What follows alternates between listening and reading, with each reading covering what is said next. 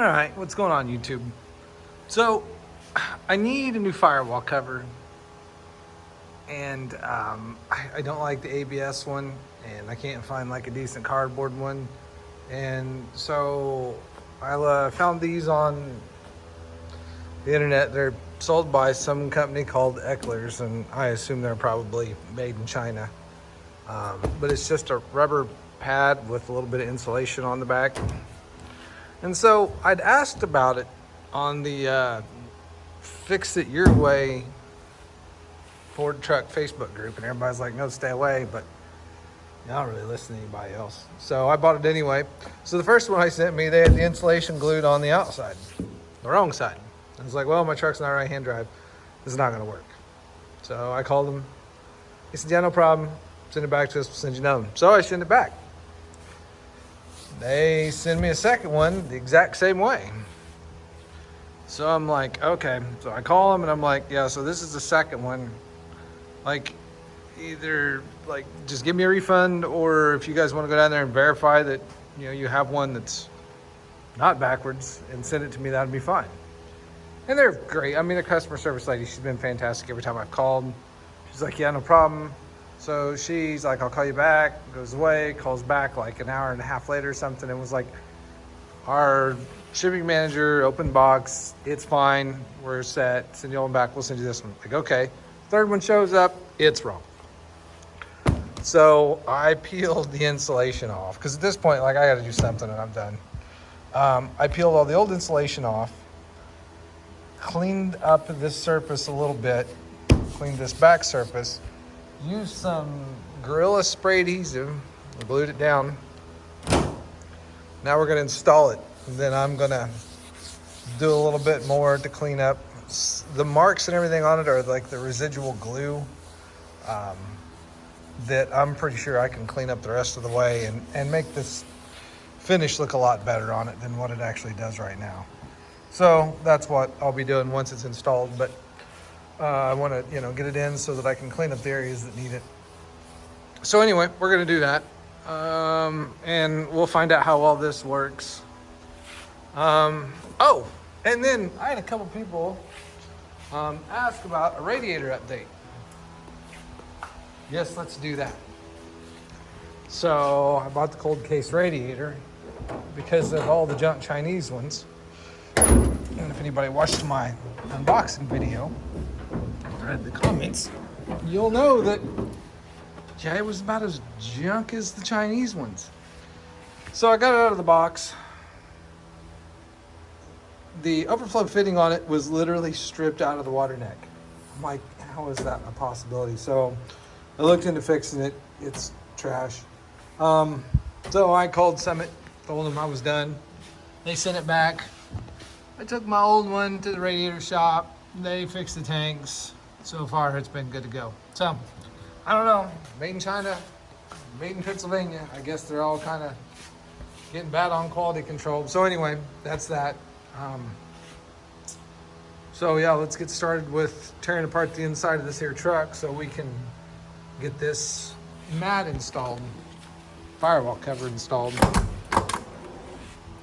So this has to, yeah, great lighting. So this has to come out, which means that the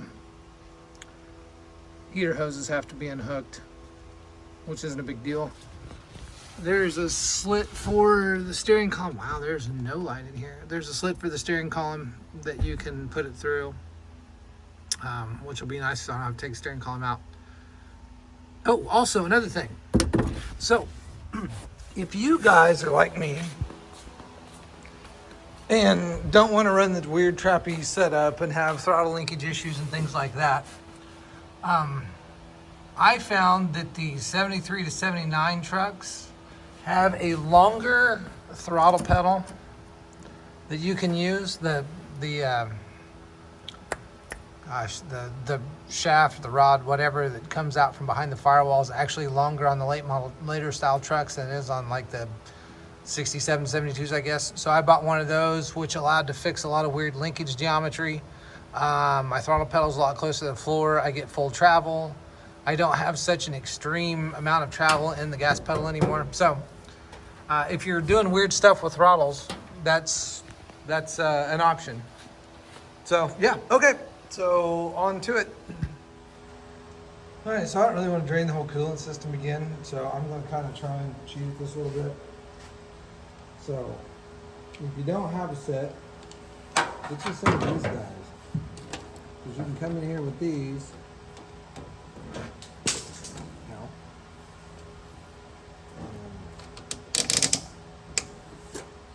Do one of those numbers.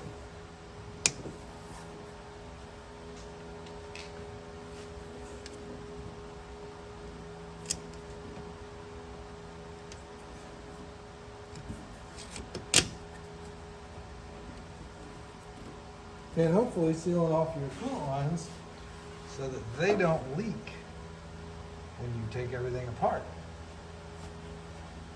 And then you find your drain pan.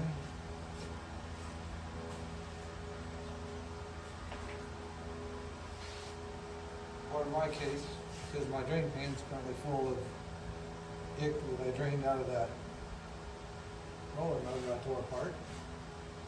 Throw a towel on the floor. Which would hopefully absorb most of the liquid. So the cooling system is pretty much full of water at this point. I'm in the process of trying to flush the block out.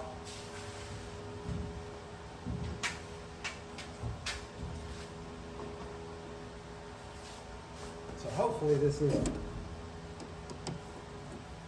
going to be too hard to get off and lose too much water.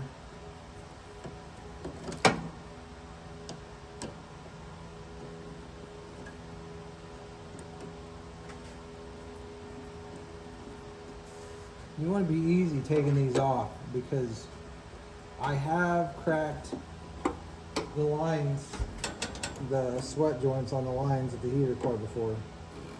And you never find out until it's back together and looking all over the inside of your truck, which is just super cool. So yeah, a word of caution when doing that. And I did just get home with it, but it's not very hot, so I think we'll be okay.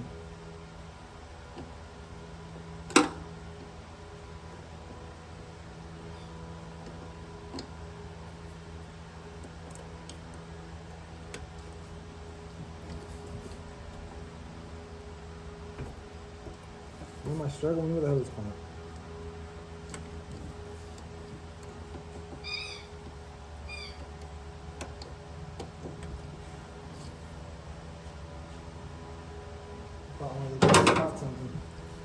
Alright. So yeah, those are hot.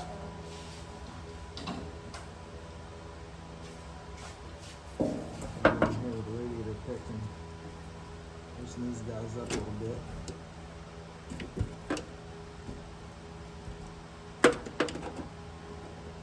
Alright, well, I'm gonna make you guys suffer through watching me get a radiator hose off or a heater hose line off of heater cord. So we'll be back when that's off. Alright, so once you get those off, you're gonna have to get these 3 bolts. This one hiding here behind my fan relay, this one, and that one. And that's what releases the heater box. So before you take those bolts out though, you're gonna wanna come in here and you're gonna wanna pull these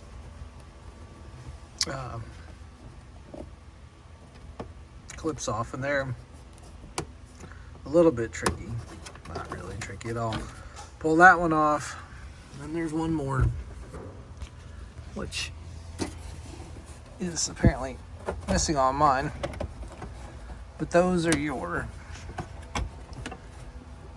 oh no, it's there. These are your vents for your defrost on your dash.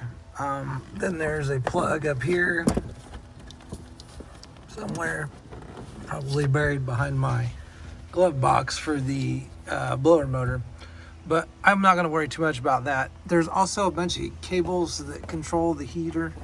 You know, it runs from your control panel and actuates all your blend doors and all that fun stuff.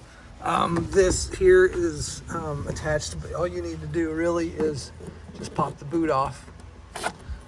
It's just a rubber boot that'll pop off of there once you get that box loose. And I'm not going to take mine completely out of the vehicle because I don't need to put this cover up. Because more than likely, as old as this original cover is, it's going to destroy what's left of it, taking it out. But as you can see, it's pretty far gone. So I don't know. I may throw it up there in the Facebook group to anybody that wants to try and use it for a template to, you know, make a firmer version, because these are actually just cardboard with like a rubber strip along the bottom. And it's like a, you know, a trim strip or whatever, but this one's pretty dried out and cracked. So anyway, yeah, I'll get that apart and we'll get back into it. All right, so that's the heater box down. If you guys check it out, I'll keep you bugs. So that fresh air vent right there is actually where your truck picks up air to blow through the heater core. In case nobody ever knew that about these, but yeah, that's where your truck gets the air in. Check that out, it's a nice little crack there. And then there's basically the notch and the rest of the firewall cover. Where that goes,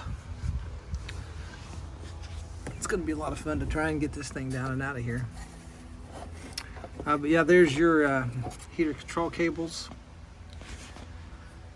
So as you move these controls, that one you can't see. So the off heat and defrost actually has two separate cables. So when it's off, it's this cable right here, and this is what opens and closes the door for allowing air through. And then after you get past a certain point, that cable stops working and this cable takes over, and this is what controls your blend door, heat or defrost. And I'm guessing that at some point there was some kind of indicator here. There's a little bit of damage on my box, but I don't know if there was an indicator off of the this is the arm that pivots for the blend door. I don't know if there was some kind of indicator that would show the position you were in as you adjusted it. I've never seen one, but I can't understand why they would put labeling on the outside of a box if there wasn't something. So anyway, I'm gonna work on this for a second with both hands and see if I can get this out in as close to one piece as possible. Oh, there is something I know I need to get off real quick.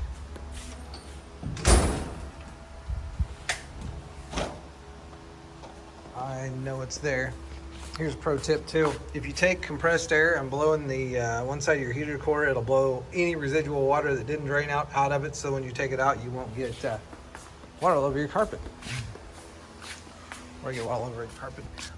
The fuse box, which is right there, is gonna have to come out first.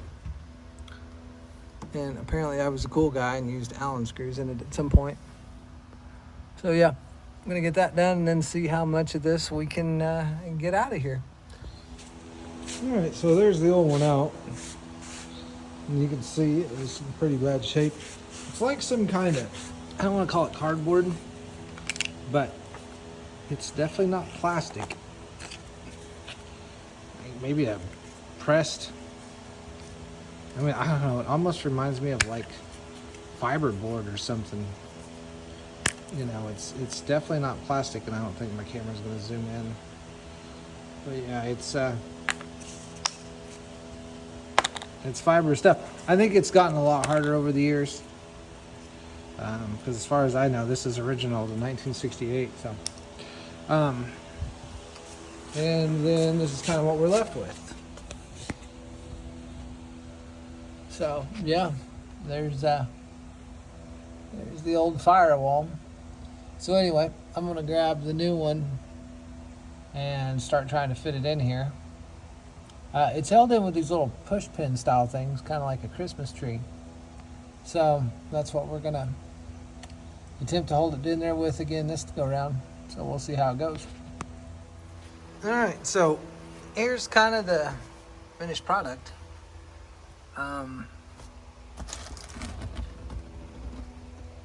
You know, so it's not bad. You know, like this is kind of wrinkled a bit right here, but that's because the way the carpet padding and everything else works. So, you know, there's not, I don't think much you can do about that. But, so I'll be honest with you, you know, this cover was like $55 and then $10 for shipping.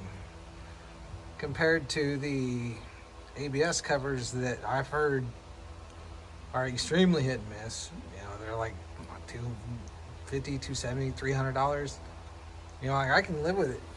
I mean, you know, I'm for sure, I've said it before, this isn't a show truck. It's just, you know, I needed something that I don't like it when it looks like things are falling apart. And honestly, this looks, from the ABS cover I've seen, this looks more factory than what the ABS covers do, in my opinion anyway. That's just my opinion. But, you know, for what I paid, I'm pretty happy with it. I think it'll work fine. I think it'll be cool. Oh, and I did get something else I'll probably do a video on here in the near future. I got all the stuff from American Powertrain to make the speedometer functional on my truck. I got a couple gears because I fell right in the middle of like the perfect gear. So I'll try one and then the other. But this basically is the TKX end of the speedometer cable. This is the dash end of the speedometer cable. So, yeah, I think that's going to be a pretty straightforward, easy install, but we'll probably cover that next time. So I don't know, if you have any questions about anything, you know, in video or whatever, let me know. And thanks for watching. Have a good evening.